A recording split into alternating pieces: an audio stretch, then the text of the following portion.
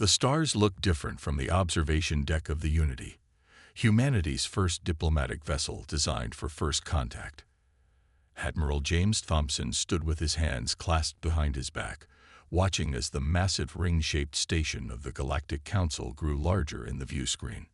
"We're being hailed, Admiral," said Lisa Reed, his communications officer and trusted aide. Her voice held the same mix of excitement and tension that had filled the ship for the past week. "Put them through," Thompson said, straightening his uniform. This was it, humanity's formal introduction to the galaxy. The screen flickered, revealing a blue-skinned being with large, silvery eyes. "Greetings, humans of Earth. I am Torque, diplomatic liaison of the Galactic Council. We welcome you to Station Prime." Thompson smiled and gave the rehearsed greeting. "On behalf of Earth and all humanity, we thank you for your welcome and look forward to peaceful relations." Something flashed across Torque's face. Was it fear? The blue-skinned alien blinked rapidly, then composed himself. "We will guide your docking. Please prepare your delegation for arrival." The screen went dark. Reed turned to Thompson with a frown. "Sir, did you notice?" "I did." Thompson cut her off. "He seemed afraid of us. But why?" 4 hours later, Thompson found himself in a vast circular chamber surrounded by representatives of over 20 alien species. Some looked almost human, others were utterly foreign. Crystalline structures, floating gas clouds contained in mechanical shells, and beings of pure light. Yet despite the diversity, one thing remained constant. They all kept a noticeable distance from the human delegation. "The Council recognizes Earth," announced a tall, reed-thin alien with 6 arms. "We formally welcome humans to the galactic community." Polite applause rippled through the chamber, but Thompson could feel the tension. Before proceeding with trade negotiations, the alien continued, "There is a standard matter to address." The beam paused, glancing at colleagues. "As with all newly contacted species with your specific attributes, the Council must enact the Warband Protocol." Thompson's translator must have malfunctioned. "Warband? I don't understand." Torque stepped forward, hands spread in what Thompson assumed was a placating gesture. "It is simply a formality. Your species agrees not to engage in any military conflicts, whether internal or external. In exchange, you receive access to Council technology, trade routes, and protection." Murmurs erupted from the human delegation. General Okafor, Earth's military representative, stood up. "You're asking us to disarm completely." "That's not disarm," interrupted a gravelly voice from a rocky-skinned being. "Simply not fight. Your existing defenses can remain. But no wars, no military expansions." Thompson studied the aliens carefully. Something wasn't right. Why would advanced species fear human military capabilities? Earth's technology was primitive compared to what he'd already witnessed. "May I ask why this ban is necessary?" Thompson inquired carefully. The chamber grew uncomfortably quiet. Finally, Torque spoke. "It is for galactic stability. All species with certain characteristics must abide by this rule." "What characteristics?" The aliens exchanged glances. A small, furry creature whispered something to Torque, who nodded. "Your biological aggression metrics and adaptability factors. Nothing to be concerned about." The meeting continued for hours. Earth's representatives argued, negotiated, and finally conceded. The warband would be accepted in exchange for technology that would end disease, hunger, and energy shortages on Earth. Later, in their private quarters, Reed organized the data they'd collected. "It doesn't make sense, sir," she said. "They're afraid of us, but they're offering incredible technology in exchange for this ban. Technology they could easily use to control us if they wanted." Thompson looked out at the stars, so different from this vantage point. "I noticed something else. Did you see how the other council members looked at us? Not just fear. There was pity." Reed nodded slowly. "And when we asked direct questions about the reason for the ban, they changed the subject," Thompson finished. They're hiding something, Lisa, and I intend to find out what. Outside their window, thousands of alien ships moved in careful patterns around the station. Humanity had found its place in the stars, but that place came with chains they didn't understand. Not yet. 5 years passed since humanity's entrance into the galactic community. Earth had changed beyond recognition. Alien technology cured diseases, solved hunger, and provided clean energy. Cities gleamed with new materials that cleaned the air as they stood. But the war ban remained a sore point for many. Lisa Reed adjusted her formal diplomatic attire as she prepared for another council meeting. Now an ambassador to the Galactic Council, she had watched with growing curiosity how aliens treated humans. Ambassador Reed, the delegation from Proxima Station has arrived. Her assistant called through the comm system.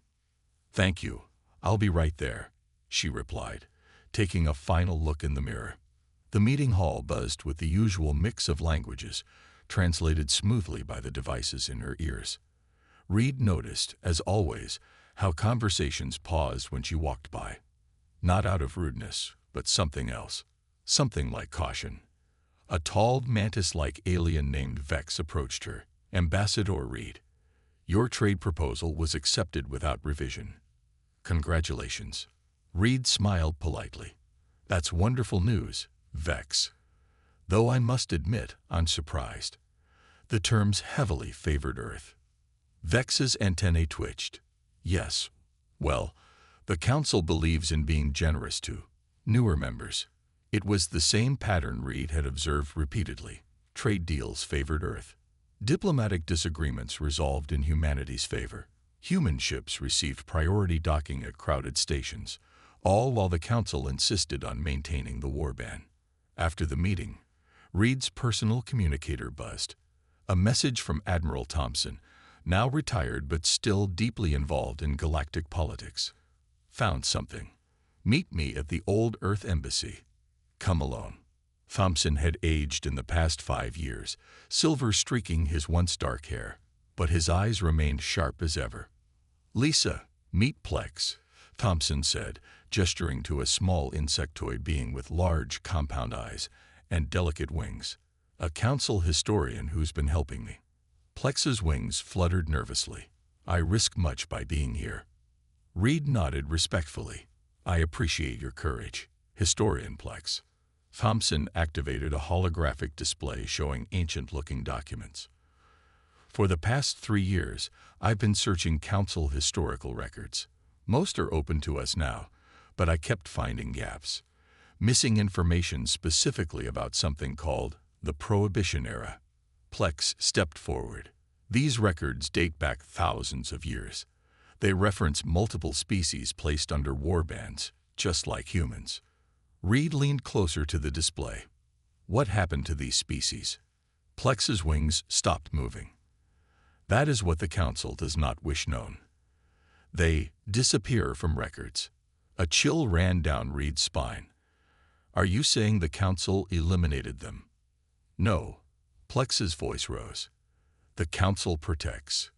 But there are others, forces within and outside the Council with different agendas." Thompson pulled up another document.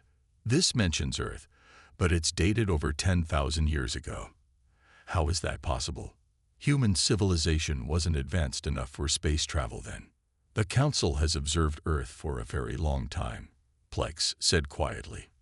"There was an incident, something called the Terran event. Much was sealed afterward." "What kind of incident?" Reed pressed. Plex's compound eyes darted to the door. "I cannot say more. But know this.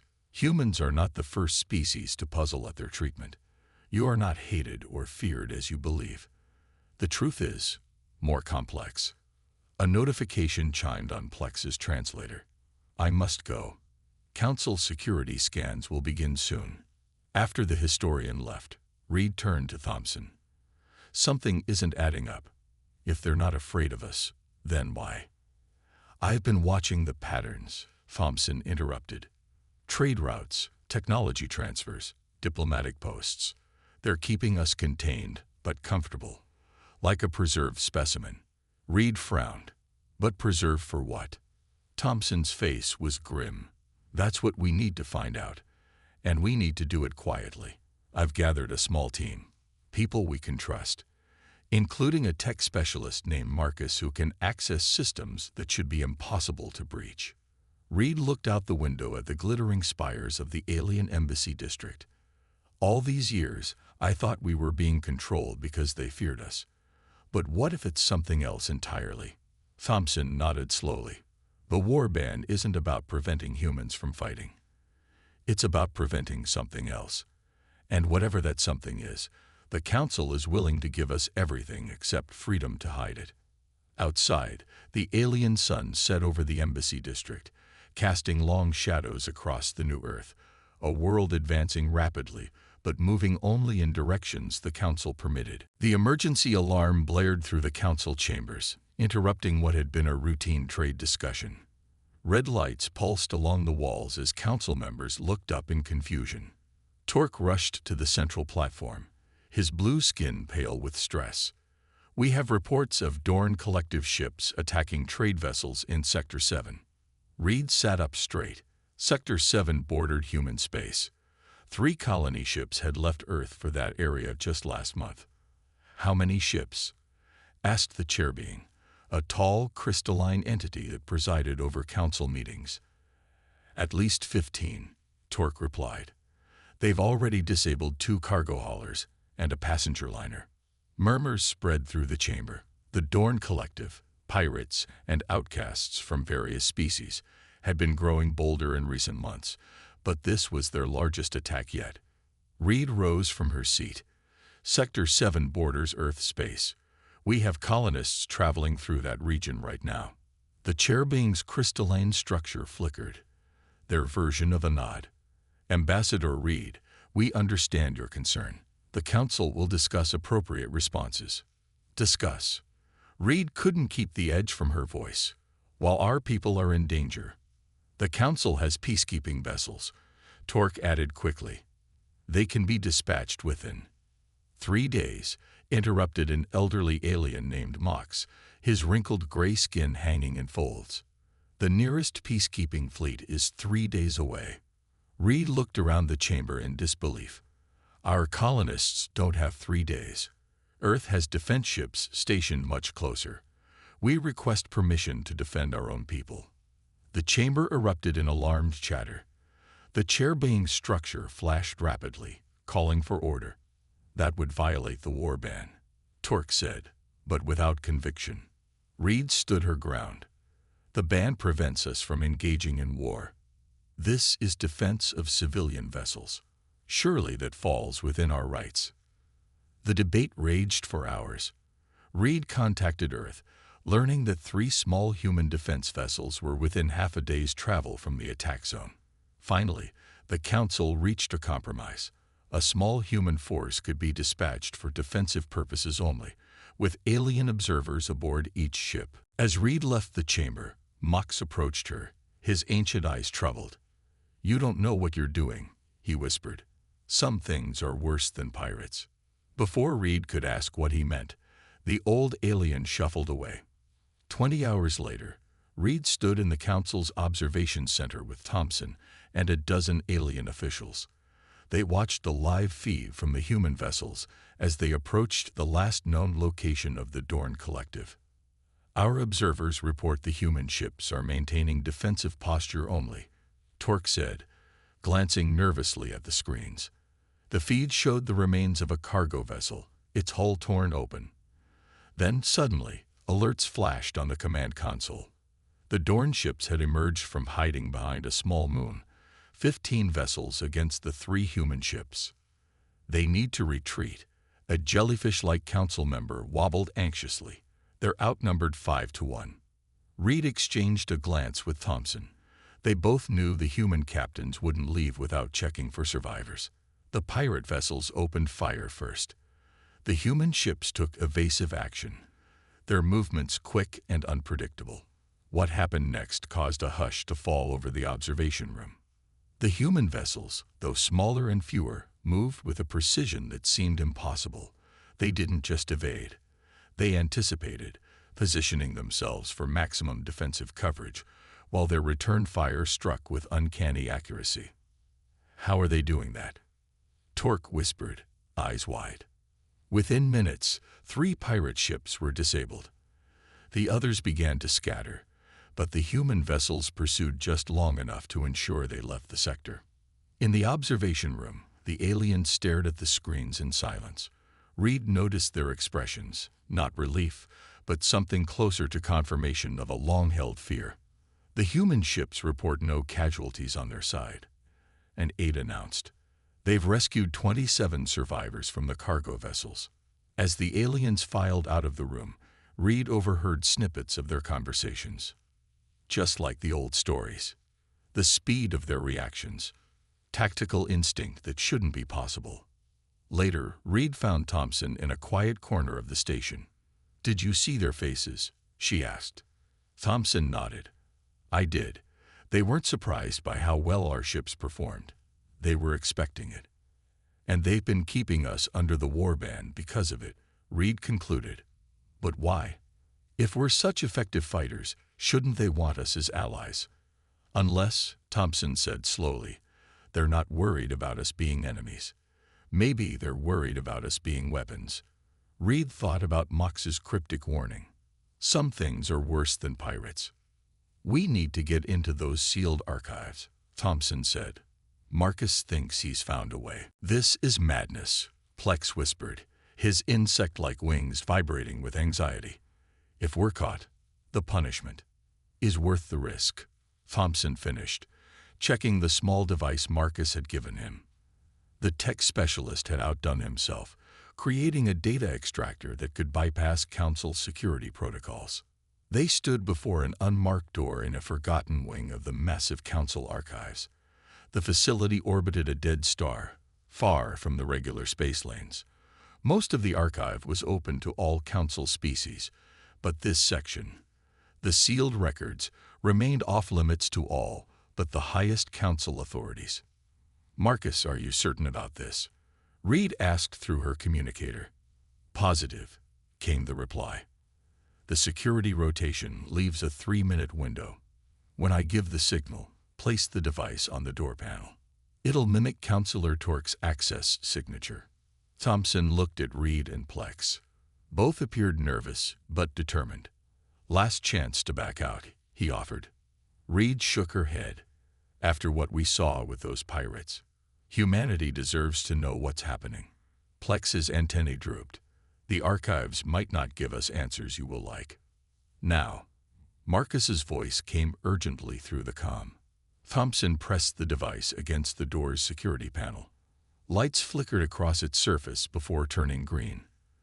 The door slid open with a soft hiss.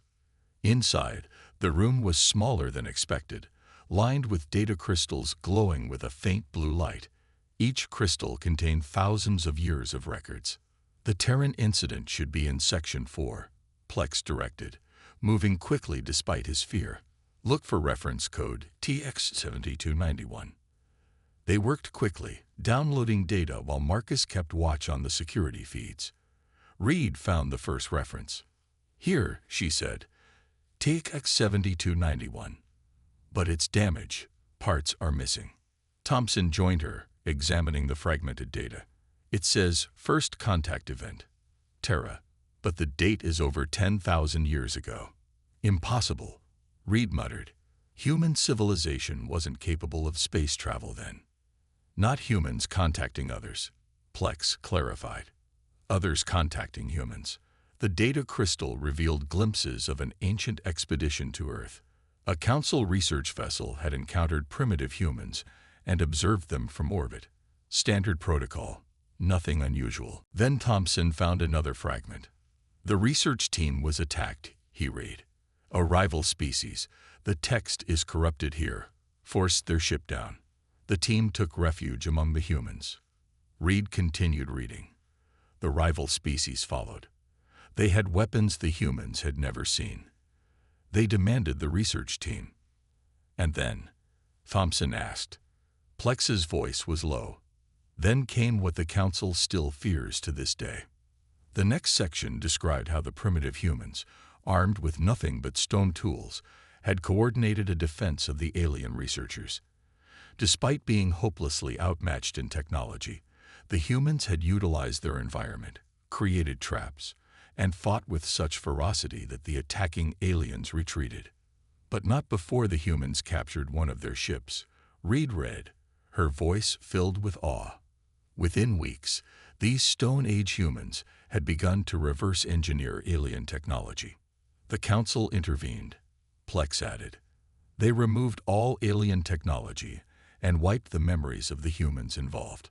But they observed thereafter how quickly humans analyzed and adapted to new situations. Wait, Thompson pointed to another data crystal. There's more. The Ancient Prohibition. This crystal contained records of a council decision made soon after the Terran incident. Species with exceptional combat abilities and adaptive intelligence would be watched carefully. If they developed spaceflight, they would be welcomed into the council, but placed under a war ban. Not to control them, Reed read slowly. To protect them. From what? Thompson demanded. Plex touched a crystal that glowed red instead of blue. From those who would use them as weapons. Before they could access the red crystal, Marcus's voice came urgently through the comm. Security alert. Get out now. They hurried to the door, but Thompson turned back and grabbed the red crystal, slipping it into his pocket. Alarms blared as they raced through the corridors. Council security forces converged from multiple directions. At an intersection, Plex suddenly pushed them toward a maintenance shaft. This leads to the shuttle bay, he chittered. I'll delay them. They'll know you helped us, Reed protested. Perhaps it's time for truth, the historian said simply. Now go. Thompson and Reed reluctantly left Plex behind, making their way to the shuttle bay. As they prepared to board their vessel, Reed looked at Thompson. That red crystal, she said. What do you think it contains? Thompson's face was grim. Whatever it is, the Council has gone to extreme lengths to keep it hidden. And I'm betting it explains exactly what happened to all those other species who were placed under war bans before us. Behind them, security alarms continued to sound throughout the station. Reed's private quarters aboard the Earth diplomatic vessel had become their improvised operations center. Marcus sat cross-legged on the floor, surrounded by equipment, the red data crystal connected to his custom reader. Thompson paced back and forth while Reed monitored communications from the Council. Any word on Plex? Thompson asked, his voice heavy with concern. Reed shook her head. Nothing official. Unofficial channels say he's being questioned, but not charged yet. I still can't crack this encryption, Marcus muttered, running another algorithm. It's using quantum patterns I've never seen before. A soft chime interrupted them. Someone at the door. Thompson and Marcus exchanged worried glances as Reed checked the security feed. It's a council security official, she whispered. High-ranking, based on the uniform. Thompson nodded grimly. Hide the crystal. I'll stall them. Before they could move, Reed's eyes widened. Wait. I recognize him. That's Larn, head of internal affairs. The tall, gray-skinned alien stood rigidly in the doorway when Reed finally opened it. His 4 eyes, a trait of his species, scanned the room quickly. Ambassador Reed, he said, his voice surprisingly soft for his imposing size. I must speak with you. Alone. Reed hesitated. I trust these men with my life, Counselor Larn. Larn seemed to consider this, then nodded. Perhaps that is fitting. What I have to say concerns all humans. He stepped inside, the doors sealing behind him. You took something from the archives, he stated flatly. Marcus tensed, but Thompson stepped forward. We sought the truth, something your council has been hiding for years. Larn's upper eyes blinked slowly. Yes, a truth I believe should no longer remain hidden. He reached into his robe and produced a small device. This will decode the crystal you stole. The 3 humans stared in shocked silence. Why would you help us? Reed finally asked. Because I helped create the war ban, Larn replied, his voice filled with unexpected emotion. And I have watched its purpose become corrupted. With trembling hands, Marcus accepted the decoder and applied it to the crystal. The red glow changed to blue, and data began streaming onto their screens. The warband was never meant to contain dangerous species, Larn explained as they read. It was meant to protect them. The crystal revealed a dark history spanning thousands of years. Species with exceptional combat abilities have been discovered by advanced civilizations throughout galactic history. Initially welcomed, these naturally skilled warriors were gradually exploited, first as allies, then as mercenaries, and finally as living weapons. The Krell were the first, Larn said, pointing to images of a reptilian species. Natural hunters with incredible reflexes. A powerful empire offered them technology in exchange for military service. Within 3 generations, the Krell were bred and modified for war, sent to fight conflicts across 20 systems. Thompson read ahead, his face paling. They were wiped out. A rival power developed a biological weapon specifically targeting their DNA. Larn nodded sadly. The pattern repeated with a dozen species. The Veth, the Darna, the Trill, all naturally gifted warriors, all exploited, all eventually destroyed. Reed found references to a group called the Harvesters, a shadowy organization that specialized in identifying and acquiring combat-capable species. They operate across multiple governments, Larn explained, even within the Council itself. When a promising species is discovered, they arrange incidents to test their capabilities. Like pirates attacking our ships, Thompson said, understanding dawning on his face. Yes, the Dorn Collective raid was almost certainly arranged to assess human combat response. Marcus looked up from the data. And the warband, created by those of us who saw the pattern and wanted to break it, Larn said. We established protocols to identify species with exceptional combat potential and integrate them into galactic society, but with restrictions to prevent their exploitation as warriors. You're not afraid of us, Reed realized. You're afraid for us. Larn's 4 eyes focused on her. Humans have the most remarkable combat instincts we've ever encountered, combined with unprecedented adaptability. You can reverse engineer alien technology in weeks that took other species centuries to develop. If the Harvesters gain control of humanity, we become the next Krell, Thompson finished grimly. But why all the secrecy? Reed demanded. Why not just tell us? Would you have believed us? Larn asked. Or would you have seen it as aliens trying to hold back human potential? The deception was deemed necessary to ensure compliance with the ban. A sudden explosion rocked the ship. Alarms blared as the lights flickered. They found me, Larn said, suddenly alert. The Harvesters have agents everywhere, even in Council security. Thompson moved to the weapons locker. How many? It doesn't matter, Larn replied. What matters is the data. The galaxy must know the truth about the warband. Another explosion, closer this time. Reed grabbed the crystal and its decoder. We need to get this to Earth, she said, and to the full Council. The ship rocked from another explosion as Thompson sealed the emergency bulkhead behind them. Reed, Marcus, and Larn raced through the narrow corridor toward the escape pods. They're cutting off our escape routes, Marcus said, checking the ship's security feed on his portable device. 3 assault teams, Council markings, but I bet they're Harvesters. Larn nodded grimly. They've infiltrated every level of Council security.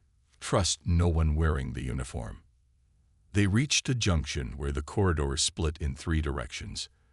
Distant sounds of weapons fire echoed from the left passage. We need to split up, Thompson decided. Reed, you take the crystal and the main escape pod. Marcus, you're with her. Larn and I will create a diversion. Reed started to protest, but Thompson cut her off. Earth needs to know the truth. You're the ambassador. They'll listen to you. After a moment's hesitation, Reed nodded and took the crystal. Don't be heroes. Just buy us time and follow. Thompson watched Reed and Marcus disappear down the right corridor before turning to Larn. Now what? The alien's 4 eyes narrowed. Now we see how much the Harvesters know about human combat abilities. They moved quickly to the ship's security station. Thompson accessed the weapons locker and armed himself with a pulse pistol. He offered one to Larn, who declined. "My species prefers different methods," the alien said, rolling up his sleeves to reveal scaled forearms with strange metallic implants. Thompson raised an eyebrow, but asked no questions. On the monitor, they could see the harvester teams methodically searching the ship. "There," Larn pointed. "That team is closest to the escape pod bay. We need to draw them away." Thompson activated the ship's internal communication system. "Attention all intruders," he announced, his voice echoing throughout the vessel. "This is Admiral James Thompson. I have what you're looking for. Engineering section, Deck 3. He shut off the comm and grinned at Larn. That should get their attention. They moved to the engineering section and took defensive positions. Soon, the sound of running footsteps approached. "Remember," Larn whispered, "these aren't council enforcers. They're harvesters. They want to capture, not kill." The first attackers burst through the door, weapons raised. Thompson fired, his aim precise despite years behind a desk. 2 intruders fell, their stun weapons clattering to the floor. More pushed in behind them. Larn moved with surprising speed for his size, the implants on his arms glowing as he engaged the closest attacker. Energy crackled between them, and the attacker collapsed. "What exactly are those?" Thompson asked between shots. "Neural disruptors," Larn replied. "Standard for my role in internal affairs. Not lethal, but quite uncomfortable." They fought their way through the engineering section, leading the harvesters away from the escape pod bay. Thompson's military training returned with each passing moment, his movements becoming more fluid and precise. On his communicator, a message flashed from Marcus. "Pod launched. En route to Earth Relay Station." Thompson allowed himself a small smile. Mission accomplished. Now they just needed to survive. They retreated to a maintenance shaft, sealing the heavy door behind them. "Your combat skills are impressive," Larn observed, breathing heavily, "especially for someone who has not seen battle in years." "Like riding a bicycle," Thompson said, then noted Larn's confusion. Human saying, "Some skills you never forget." Larn studied him with all 4 eyes. "This is what makes humans unique in our records. Most species with combat aptitude require constant training to maintain their skills. Humans seem to store them, ready for use when needed." Thompson checked his weapons charge. "Lucky for us." "Not luck," Larn said gravely. "Evolution on a planet where threat detection and response were essential for survival. It's why the harvesters want humans so badly." A loud thump against the door interrupted them. The harvesters had found them. "There's something else you should know," Larn said quickly. "Something not in the crystal. The harvesters have already taken humans." Thompson stared at him. "What? From where?" "Colony ships that were reported lost to accidents. Research teams that disappeared. The harvesters have been collecting human specimens for years, testing their capabilities." The door began to glow red as cutting tools worked on the other side. "Where are they keeping them?" Thompson demanded. "A facility hidden in the dead zone between Council space and the Outer Rim." A place called. The door burst open in a shower of sparks. Thompson fired at the first figures that appeared, but there were too many. Something struck his arm, and he felt the numbing effect of a stun weapon. As his consciousness faded, Thompson heard Larn shout one final word. "Providence." Reed stood before the full council, her voice steady despite her exhaustion. The vast chamber was packed with representatives from hundreds of species, all summoned for this emergency session. "The evidence is irrefutable," she said, gesturing to the data displays surrounding her. "The war ban was created to protect combat-capable species from exploitation, not to control them. But a group within the Council, the Harvesters, has been violating this principle for centuries." Murmurs rippled through the assembled delegates. Torque, looking troubled, rose from his seat. "Ambassador Reed, these are serious accusations. Where is Counselor Larn to verify your claims?" Captured, Reed replied grimly, along with Admiral Thompson, by the same people who have been abducting humans for years and hiding it behind accident reports. On Earth, Marcus had worked through diplomatic channels and military contacts, gathering evidence of ships that had disappeared under suspicious circumstances. The pattern was unmistakable: small groups of humans vanishing in isolated locations. An elderly voice spoke up. "She speaks the truth." Mox shuffled forward, his ancient frame barely able to support his weight. "I was once among them, the Harvesters. I saw the horrors they inflicted on the Veth and the Trill. I could not bear to see it happen again." The council erupted in shocked debate. Reed let them argue, her mind on Thompson. According to Larn's final transmission, he was being taken to a facility called Providence in the Dead Zone. Earth's military, informed of the true purpose of the war ban and the threat of the Harvesters, had already dispatched a rescue fleet, without council approval, without oversight. The first deliberate violation of the ban since Earth joined the galactic community. Reed's communicator buzzed. A message from Marcus. "Fleet has reached Providence. Engaging." She looked up at the arguing council and raised her voice. "While you debate, people are dying. Earth forces have located the Harvester facility and are mounting a rescue." Silence fell across the chamber. Torque looked stricken. "You've violated the ban." "Yes," Reed acknowledged. "Because sometimes protection becomes a cage. The Harvesters exploited your rules while you looked away."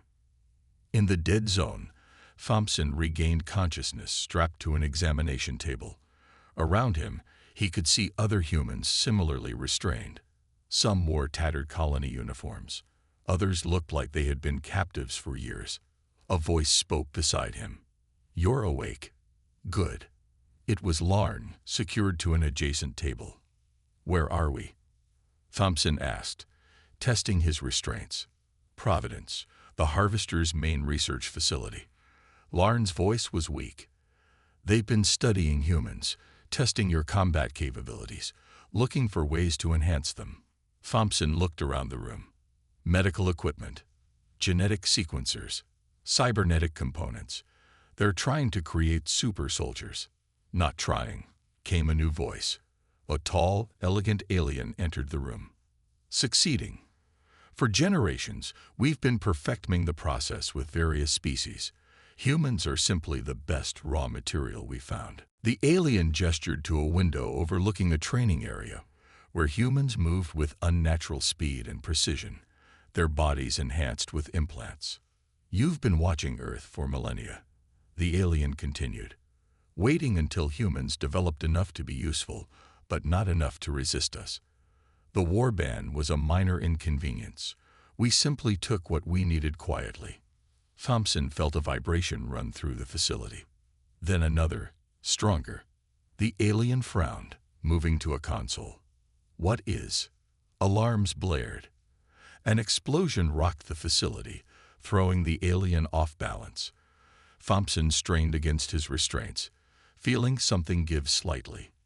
"It seems," Larn said with a small smile, "that humans are not as compliant as you expected." Back in the council chamber, Reed watched the live feed from the human fleet. They had breached the Harvester facility and were freeing the captives. Among the rescued were humans, yes, but also members of a dozen other species, all subjects of the war ban, all abducted for the same purpose. "You see now." Reed addressed the council. "The Harvesters didn't just target humans. They've been exploiting every species you claim to protect." Torque stepped forward, his blue skin pale with shock. "All this time, we thought we were preserving peace." "You were," Reed said more gently. "But peace built on secrets is fragile. The war ban had good intentions, but its secrecy allowed corruption to fester." The rescue fleet reported Thompson was safe, along with Larn and over 300 captives. The Harvester leadership had been captured or killed in the assault. 3 days later, Thompson stood beside Reed as the council voted on a historic measure: the dissolution of the war ban and its replacement with the Mutual Protection Accord. No more secrets. No more restrictions disguised as protection. Do you think it will work? Reed asked quietly as the votes were tallied. Thompson watched the council members, beings from hundreds of worlds, each with their own fears and hopes. It has to. We're stronger together than apart. Even the harvesters understood that, in their twisted way. The final vote confirmed the change. Earth would join the council as a full member, with all the rights and responsibilities that entailed. As they left the chamber, Thompson paused. You know, it's ironic. The harvesters wanted to use humans as weapons because of our combat abilities. But in the end, it wasn't our fighting skills that defeated them. Reed nodded. It was our ability to question rules, to demand truth, to trust each other. The very qualities the war band tried to suppress. Thompson concluded. Outside the council building, the stars shone in patterns still unfamiliar to human eyes. But now, humanity could explore them freely, not as protected children, but as equals in a complex and dangerous galaxy. The prohibition was over. The truth was known, and the stars awaited.